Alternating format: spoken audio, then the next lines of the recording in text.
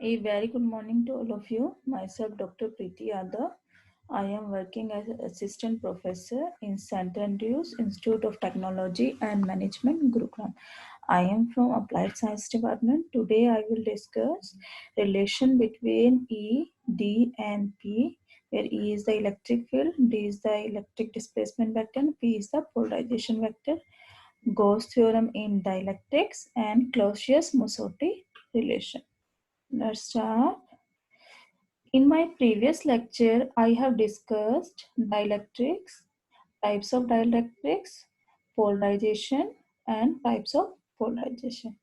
Today, I will discuss electric displacement vector. What is electric displacement vector? It is like a electric field and known as auxiliary electric field and behave like a electric field. Electric displacement vector is represented by D is the charge per unit area that would be displaced across a layer of conductor placed across an electric field. It is also known as the electric flux density. Electric displacement is used in dielectric materials to find the response of materials on the application of electric field, because when we placed a dielectric material in an external field, then the dielectric materials induces positive and negative charge on one side and other side of the dielectric slab due to the effect of polarization. What is polarization? Polarization means to create positive and negative charge inside a dielectric slab under the action of electric field. And the SI unit of electric displacement is coulomb per meter square. Now, what is the relation between D, E, and P? Let us suppose when a dielectric is placed in the parallel plates of a capacitor. We have already discussed in my previous lecture, when a dielectric is placed in a parallel plate of capacitor is subjected to an external field E naught, then the dielectric is polarized, means positive and negative charges are created inside a dielectric. Here, this is a parallel plate capacitor. Here, this is a dielectric. Then we place this dielectric inside a capacitor, inside the electric field, external electric field E naught. Then negative charge is induced at one side of the dielectric slab and positive charge are induced on the other side of the dielectric slab. This is the free charge Q naught plus and this is minus Q naught free charge, but inside the dielectric slab minus Q dash charge these are the induced charge. This is minus Q dash and this is the plus Q dash. These charges are also produce a electric field due to polarization. This electric field is represented by EP and the direction of EP is opposite to the direction of E naught, because here is a positive charge, negative charge, therefore the direction of electric field always from positive charge to negative, therefore it directed towards this direction. And E is the resultant field because the resultant electric field now decreases, and then E is equal to E naught is the external field and minus EP. Therefore, net field is E. Now, we know that Gauss theorem. What is Gauss theorem? Gauss theorem means the surface integral, the surface closed surface integral of electric field is equal to the 1 by epsilon naught times the charge Q naught enclosed in that volume. Here phi is the electric flux, and we all know that what is electric flux. Electric flux means number of electric field lines passing through a particular area. Therefore, This is a surface, closed surface integral. Here external electric field is E naught, that is dA is the area of the dielectric slab, that is equal to Q naught by epsilon naught. And open this, E naught A, that is equal to Q naught by epsilon naught, and E naught is equal to Q naught by A epsilon naught. Similarly for dielectric and duty field EP, therefore EP dot dA, here charge is minus Q, Q dash, which by epsilon naught, EPA, that is equal to Q dash by epsilon naught, and EP is equal to Q dash by A epsilon naught. Now these values of E naught and EP put in equation 1 here. Therefore E is equal to Q naught by A epsilon naught minus Q dash by A epsilon naught. Taking common epsilon naught here, epsilon naught E is equal to Q naught by A and minus Q dash by A. This is equation 4. But Q dash by A is the surface density of the induced charge. Therefore, and called the electric polarization vector P. We all now know that charge upon my area is known as surface charge density, and charge upon my volume is known as volume charge density, and charge upon my line integral is known as linear charge density. Here we use surface area, therefore we used surface charge density. Now from this equation, epsilon naught E Q naught by A, and put Q dash by A is equal to P, and so taking in here P is going this side, and Q naught by A is equal to epsilon naught P plus P. The quantity of the left hand side Q naught A by A is also free surface density, because here Q naught is a free charge, therefore is represented by vector D.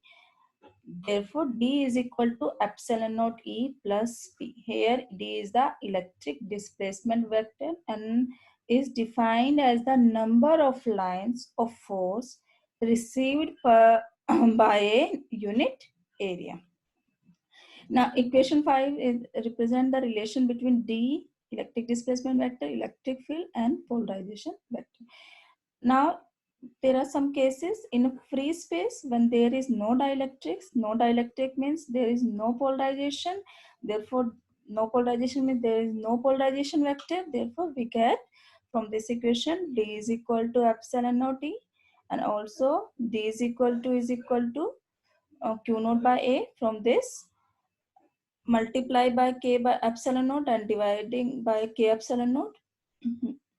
And we know that K epsilon naught is equal to epsilon, the definition of the dielectric constant, and D is equal to K epsilon naught E, and we know that Q naught by epsilon naught is equal to E, and also from this equation K epsilon naught E is equal to epsilon.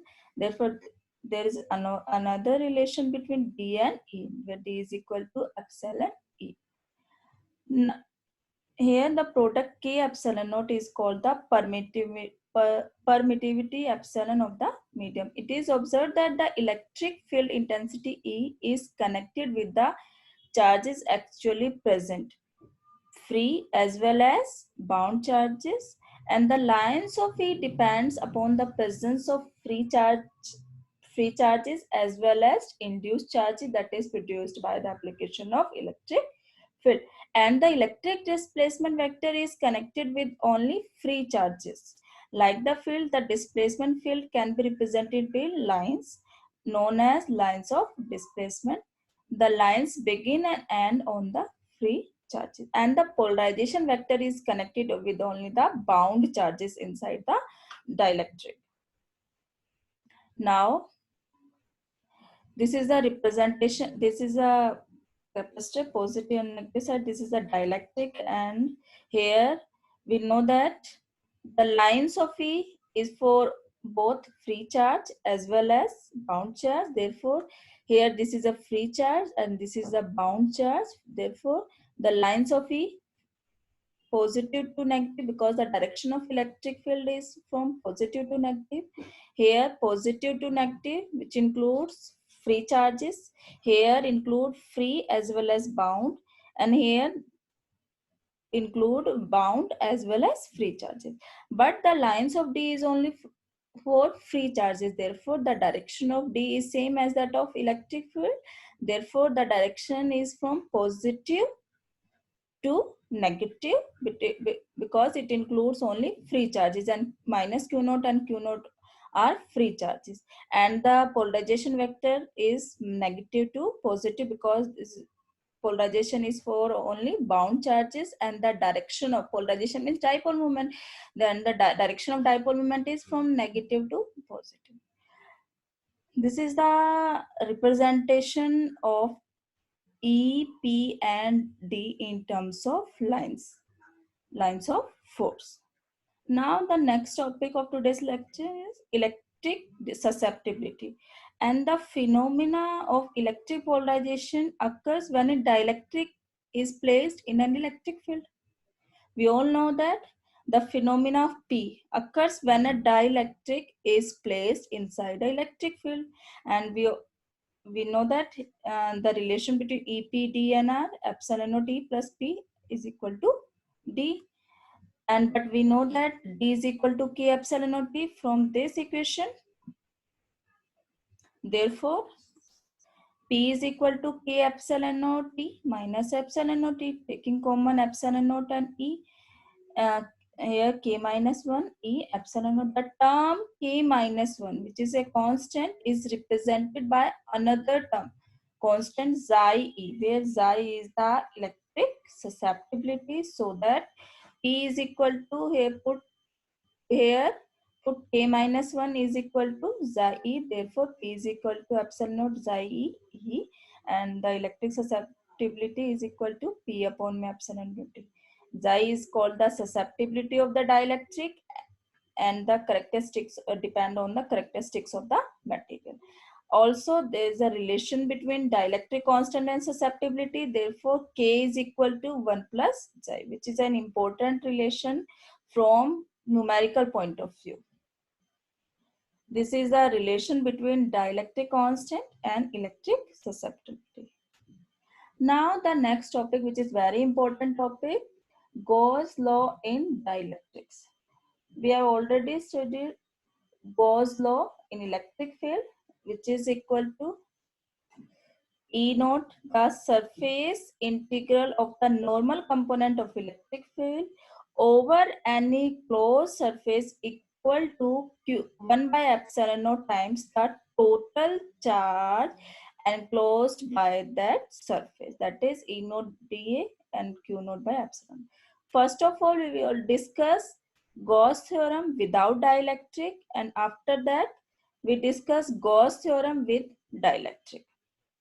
Here is the electric field E naught. Here we consider a Gaussian surface, the free charge plus Q naught minus Q naught, and this is the Gauss theorem.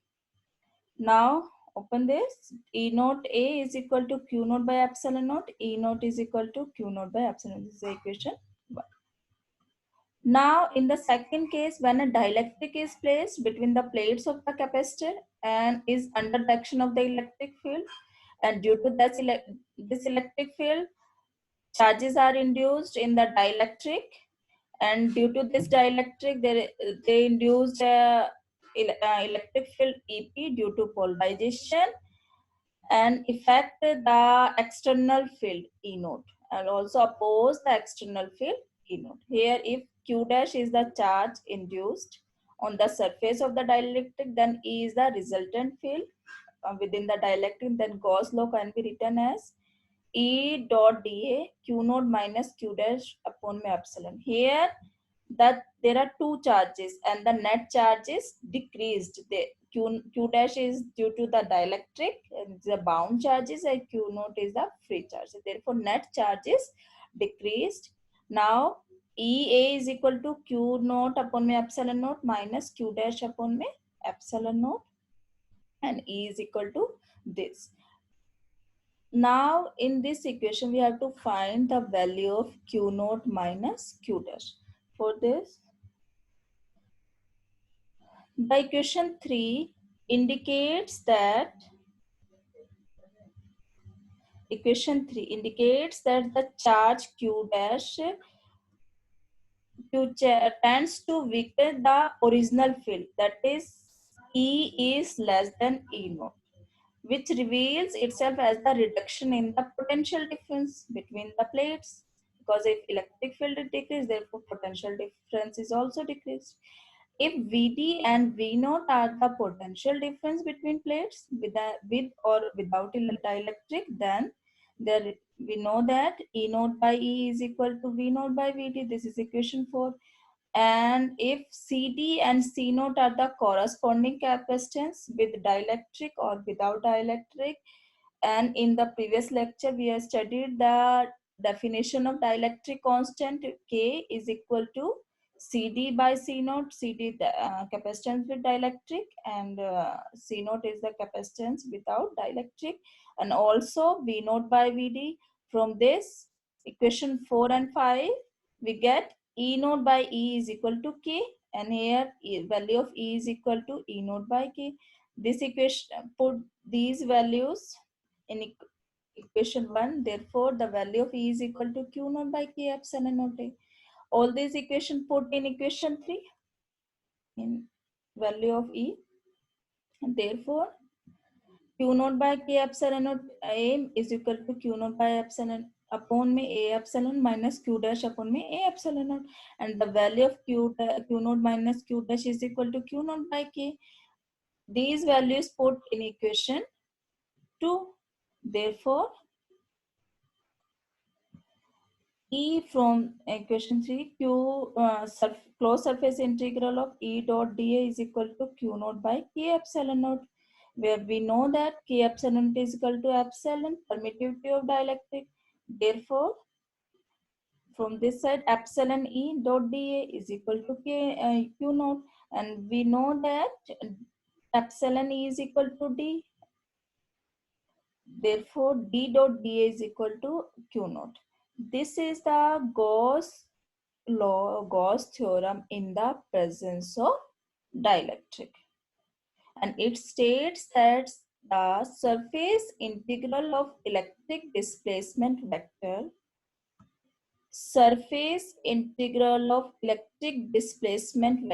is equal to the total charge enclosed is equal to free charge or enclosed within the surface. Now the next topic is energy stored in electrostatic field. For this, let us consider a block of dielectric whose AB's length is L. There is a positive Q charge and minus Q charge. This is the electric field. Therefore, E is the electric field, and this is a block of dielectric. And this electric field induces positive and a negative charge inside the dielectric, also displace the positive and negative charge, on also change the dipole moment. If the value of electric field is increased, the value of dipole moment is also increased. Let L be the length and A is the area of cross section of the dielectric block. If Q is the magnitude of charge and dl is the displacement caused by the electric field, then the change in dipole moment, we know that dipole moment is equal to charge into distance. Therefore, there's a small change in dipole moment, dp is equal to q, and dl small displacement. And the force acting on the charge due to electric field, we all know that what is the force due to electric field? F is equal to charge into electric field. And the work done by the force through displacement dl is equal to dw. We know that work is done is equal to force into displacement, and we consider a small amount of work done. Therefore, force is equal to QE into dl. dl is the displacement, and dw is equal to E dot QdL, and we know that QdL is equal to dp from this equation 1. And this work is stored as a electrostatic energy in the dielectric, and this energy changes the internal energy of the molecules. Now the induced dipole moment per unit volume is called the polarization vector. Here polarization vector, dipole moment per unit volume. Here L into A represents the volume, and P is equal to Vp, and differentiation of this, dp is equal to v dp. These values put in this equation, value of dp. Therefore, dw is equal to E dot V dp.